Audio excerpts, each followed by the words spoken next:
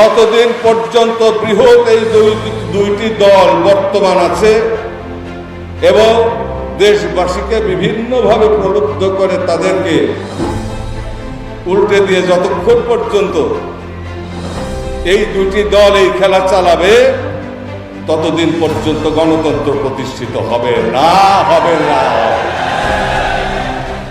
আরো একটি কথা বলি যে ভারতবর্ষে একটি ভয়াবহ যুদ্ধ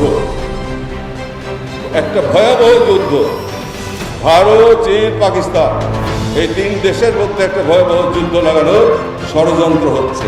সেজন্যই বাংলাদেশের উপরে এইভাবে চোখ পড়েছে, এই জন্যই বাংলাদেশের উপরে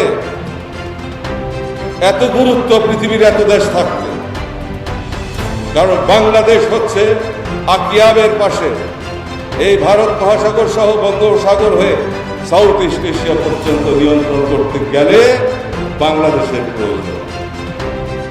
এটা শুধু মার্কিন যুক্তরাষ্ট্রেরই না, এটা শুধু ভারতেরই নয়, এটা শুধু চীনেরই নয়, সবার বাংলাদেশকে ধরে রাখতেই হবে। যারা চায় তাদের বলে সঙ্গত কারণেই আমি বলবো আমাদেরকে খুব হিসাব করে চলতে হবে।